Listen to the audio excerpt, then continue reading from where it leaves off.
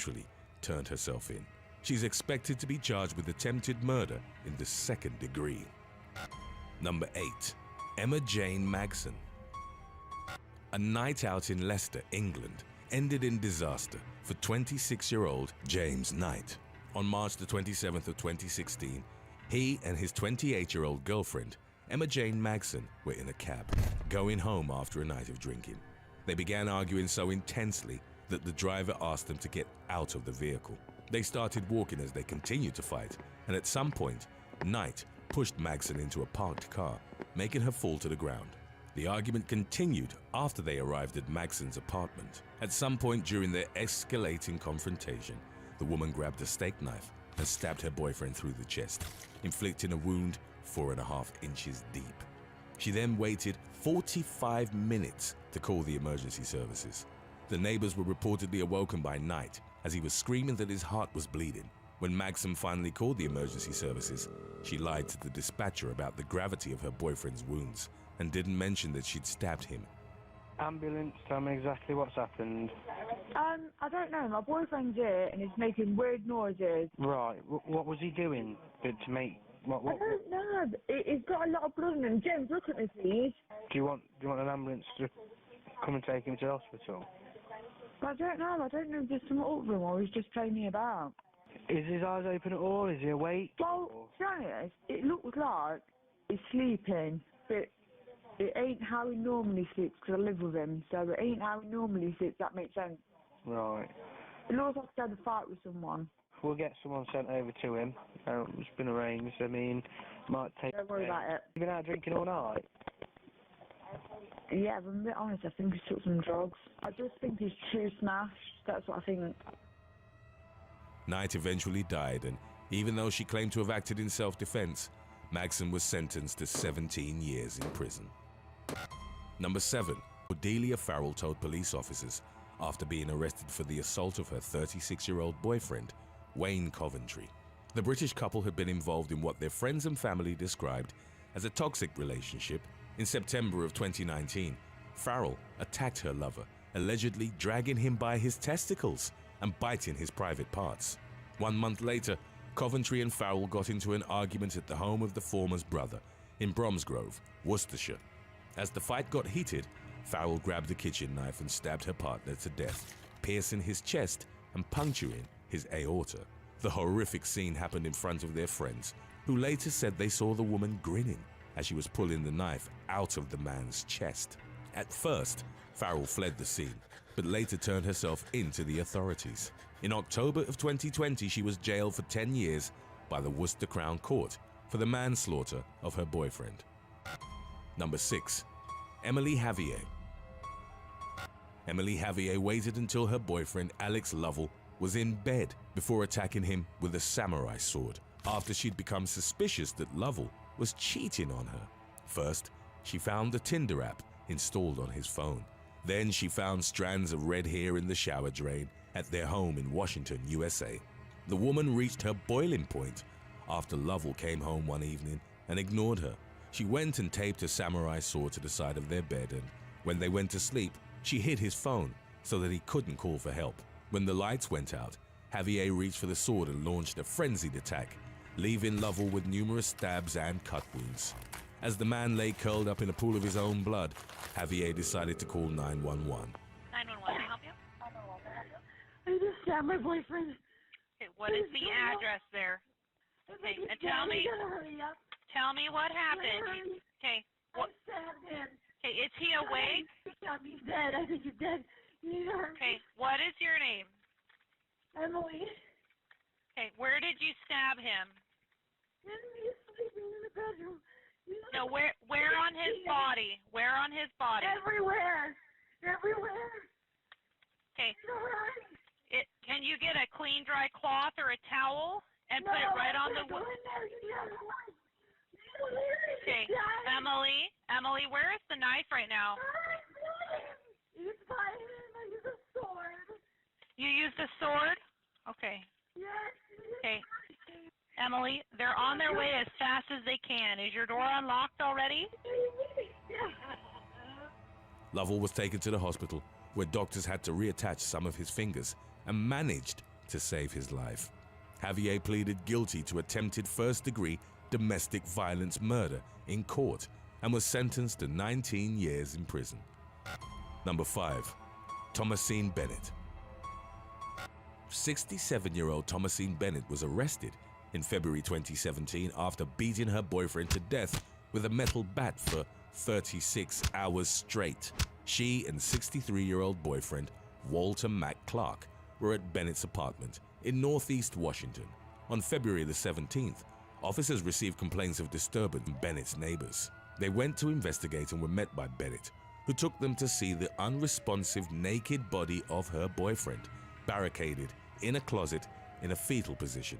She complained that Clark had made her smoke a drug called Love Boat, a mixture of marijuana and embalming fluid. She then told them she'd been beating him with a baseball bat for the past day and a half. Clark was taken to Howard University Hospital, where he was pronounced dead from multiple blunt force trauma. Bennett was arrested and pled guilty to voluntary manslaughter in July of 2017.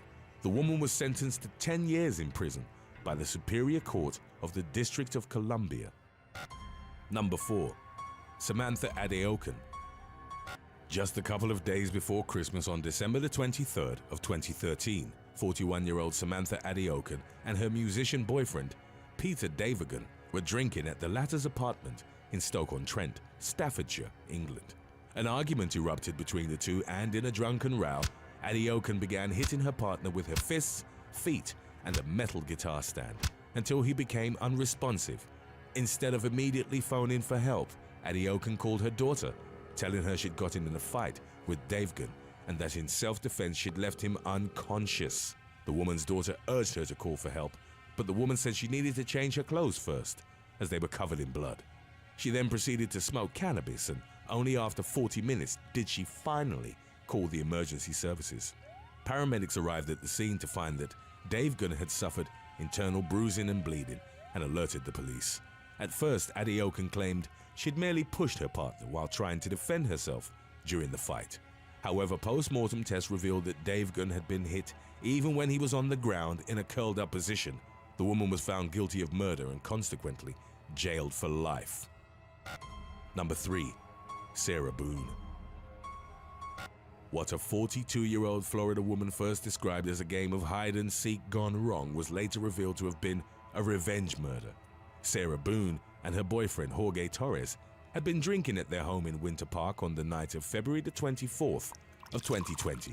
At some point, Torres thought it would be funny to get inside a suitcase. Boone then zipped him up and left him there for over 11 hours, after allegedly passing out in her bed for most of the night. The next morning, in her call to 911, the woman claimed it had been an accident.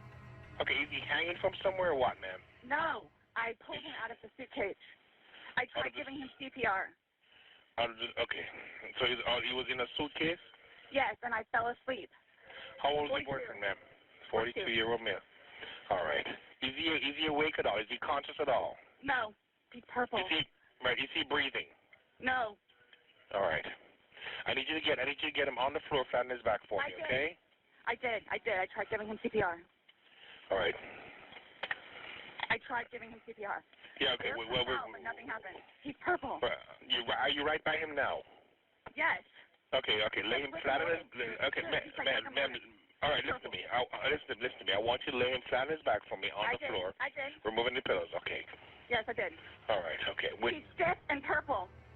However, investigators found that the man's eye was bruised and that he had a cut on his lip. It was later revealed that Boone had recorded her lover throughout the night as he was struggling to get out of the suitcase and slowly dying of asphyxiation, as he was begging to be freed because he couldn't breathe. Boone replied that it was how she felt when Torres would cheat on her. Sarah Boone was arrested on charges of second-degree murder. Today's topic was requested by Amy Ernest and Kevin King. If you have any other topics you'd like to learn about, subscribe and let us know in the comments section below. Number 2. Jodi Arias. A fatal attraction that led to a young man's bloody death is how prosecutors framed the murder of 32-year-old Travis Alexander at the hands of his girlfriend, Jodi Arias. In June of 2008, Arias stabbed Alexander 27 times, slit his throat, and shot him in the head at his home in Mesa, Arizona. The incident occurred only months after they had broken up their relationship, which was described as unusually tumultuous by their friends. In early 2008, Alexander told some of his acquaintances that he'd ended things with Arias after around a year of relationship. However, it's believed that they'd continue to see each other in secret solely for intercourse. In April, Alexander changed his travel companion for an upcoming work trip from Arias to another female friend. Shortly after that, on May the 28th, the home of Arias's grandparents allegedly got broken into by burglars. At the time, a .25 caliber automatic Colt pistol was stolen. In early June, after not being able to reach Alexander for several days, a group of his friends decided to check on him at his home. When they entered the residence, they found large pools of blood in the hallway and discovered his lifeless body in the master bedroom with a .25 caliber round next to him. In the 911 call, Alexander's friends mentioned Arias as a possible suspect. Oh my God. 911 emergency. Hi, this is what's going on? What? What's going on? A friend of ours is dead in his bedroom. We hadn't heard from him for a while. We think he's dead. His roommate just went in there and said there's lots of blood. I didn't go in, but I can give you the phone to someone who went in there. Yes, please, can you? Hello. Hi, so what's going on? He's dead. He's in his bedroom. Okay. In the shower. Okay, how did this happen? Do you have any idea? No, the place. Okay. He has an ex-girlfriend that's been bothering him and following him and slashing tires and things like that. Her name is Jody. Well, I'm just going to keep you on the phone until officers arrive. Either officers or paramedics arrive, okay? Okay, I think I can hear the sirens now. The woman was arrested a month later and initially pled not guilty. She admitted to killing Alexander 2 years later, claiming it had been in self-defense. However, following several years of trials and appeals, Arias was sentenced to life in prison without the possibility of parole. Number 1. Unnamed Moroccan woman. After a 7-year relationship with her boyfriend, a 30-year-old Moroccan woman experienced a moment of insanity when the man told her he was going to marry another woman. In the summer of 2018, the man's brother declared him missing after visiting the couple's home in Al Ain, United Arab Emirates, to ask his girlfriend about his whereabouts. The woman said she'd kicked him out of their home and that she didn't know where he was. About 3 months later, in November, the brother claimed to have found a human tooth inside the woman's blender. DNA tests confirmed the tooth belonged to the missing man and his lover was arrested. During questioning, she denied any involvement at first, but later confessed to the murder, claiming she wanted revenge for financially providing for him during their relationship. After killing him, she cut up his body and asked a friend to help her dispose of it. She confessed to using a blender to mince her partner's flesh, cooking it with machbouz, a traditional dish, and serving it to a group of Pakistani construction workers from a nearby site. The woman was sent to a hospital to determine if she was suffering from a mental illness, as she's meant to face trial after the investigation is completed.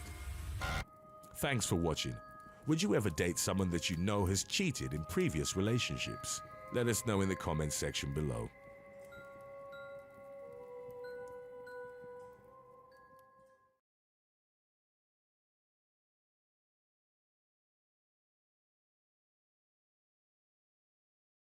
Number 7. Janelle Garrick. In December of 2019, a sheriff's deputy from Jefferson County, Wisconsin, was charged with felony burglary. The charge against Janelle Garrick led to the prompt termination of her employment. Her criminal activity was said to have taken place from February of 2018 to June of the following year. While she was off duty, Garrick read the online obituaries of people who'd recently passed away and knew that the surviving family members would be attending their funerals. She then proceeded to burglarize their homes. If confronted, Garrick would claim that she was there to follow through on a Facebook marketplace transaction and that she'd gotten the addresses mixed up. At one point, she'd actually left a note about said false transaction on the door of a home she'd targeted. The Wisconsin State Crime Laboratory subsequently found her fingerprints on it. In another incriminating incident, A family returned from a funeral early to find Garrick inside their residence. She claimed to have been hired through Facebook to clean the house and also mentioned that she worked for the sheriff's department, without specifying which one. The police believe she'd been involved in at least 7 such incidents, and she ultimately pleaded guilty to 2 counts of burglary and 1 count of attempted burglary. In January of 2021, she was sentenced to 2 years initial confinement, followed by 3 years of extended supervision. Number 6. Zachary Wester. In July of 2019, Jackson County Deputy Zachary Wester was arrested by the authorities in his native Florida on charges of planting drugs inside the cars of motorists during minor traffic stops. While conducting a search of their vehicles, Wester would covertly plant methamphetamine and other drugs. He turned off his camera at key moments and manipulated the recordings in such a way that his nefarious activity was concealed. He then made the arrest based on the fabricated findings. There were dozens of cases in which Wester's disturbing actions had led to people being wrongfully charged. Many were victimized by the deputy between 2017 and 2018. The consequences, as reflected by the case of a man named Benjamin Boone, were dire. He'd been released from prison on a DUI conviction, and Florida's welfare agency had recently granted him custody of his daughter. Boone was on his way to buy diapers when he was stopped by Wester, who planted methamphetamine in his car. As a result of the false arrest and ensuing charge, Boone lost custody of his daughter. Teresa Odom, another of Wester's victims, would subsequently claim that he deprived her of the credibility she had as a mother and grandmother. Odom missed about 1.5 years of the time she could have spent with her grandbaby, as she powerlessly struggled to clear her name. The sheriff's office requested an investigation into Wester in 2018. A team of crime analysts and special agents put in over 1,400 working hours as they combed through extensive body cam and dash cam footage before a pattern emerged. Upon the deputy's arrest, officers searched his vehicle and found an unmarked evidence bag containing 42 pieces of drug paraphernalia, 10 baggies of meth, and 10 baggies of marijuana. He was booked on multiple charges of racketeering, official misconduct, fabricating evidence, and false imprisonment, 19 of which he would be found guilty. At 28-year-old Wester's trial, the prosecutor described his behavior as an egregious breach of public trust and also spoke about the responsibility that comes with the powers that authorities are granted. In July of 2021, Wester was sentenced to 12 years, 8 months, and 6 days in the Florida Department of Corrections. In the wake of his arrest and trial, prosecutors dropped charges in nearly 120 cases that occurred from 2016 to 2018. In doing so, once again underlining the extent of the damage caused by the deputy. Number 5. Victoria Ann Cheek. In February of 2021, Marlborough County Sheriff's Deputy Victoria Ann Cheek was taken to the Florence County Detention Center in South Carolina after being charged with DUI. Officers arrived to a bar in Florence shortly after 1 a.m. to reports of a fight and saw 28-year-old Cheek back up and crash into 2 parked vehicles. She didn't appear to have been involved in the confrontation.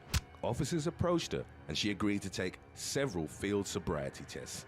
The detention center's records indicated that she was booked at around 3:20 a.m., a few hours after she'd plowed her vehicle into the cars. Cheek has since been released on a $1,000 bond, but official reports didn't mention how the incident would affect her job as a deputy.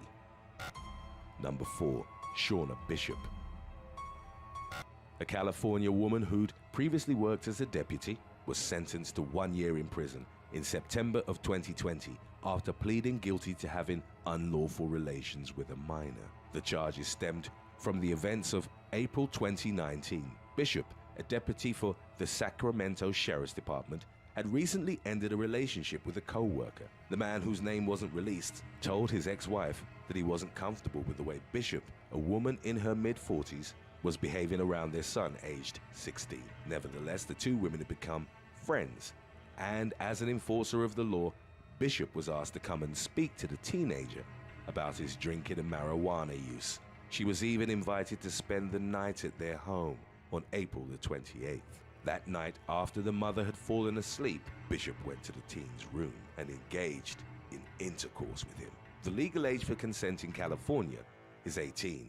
In the aftermath, the boy told his sister about the incident, and she spoke to her mother, who then alerted Folsom authorities. In May of 2019, the investigation began and Bishop was placed on administrative leave. She resigned shortly thereafter. Both Bishop and the boy's mother had taken Ambien before bed. In the ensuing trial, the former blamed her behavior on the sedative, usually used to treat insomnia. In addition to jail time, she'd be placed on 5 years probation and have to perform 180 hours of community service, as well as register as a sex offender. Number 3, Oscar Rodriguez. On January the 27th of 2014, Luis Carlos Morin Jr. was fatally shot outside his home in Coachella, California, by Riverside County Sheriff's Deputy Oscar Rodriguez. He'd gone to the residence to arrest Morin on outstanding felony warrants when an altercation reportedly occurred, resulting in Rodriguez having to use his service weapon. In 2015, he was officially cleared of any charges related to the shooting, as it was deemed his actions had been justified. Not long after that, a civil suit was launched by Morin's family against Riverside County. It came with a shocking revelation on a matter that had been overlooked by the initial investigation. The deputy and Diana Perez, a woman with whom Morin had 2 children, had been having an affair in the time period leading up to the shooting. Their last intimate encounter had occurred roughly 6 weeks before the victim was shot.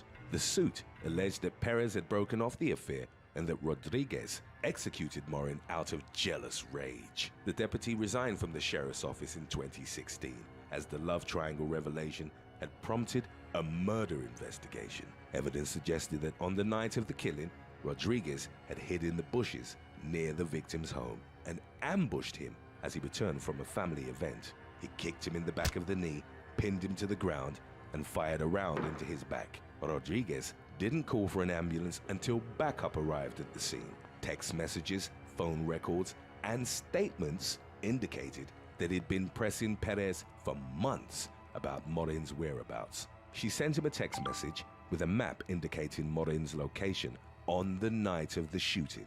In the aftermath, Rodriguez was charged with murder and Perez with being an accessory, facing life in prison and up to 3 years, respectively, if found guilty. The civil lawsuit against Riverside was settled with Morin's family for nearly $7 million, which represented one of the most substantial payouts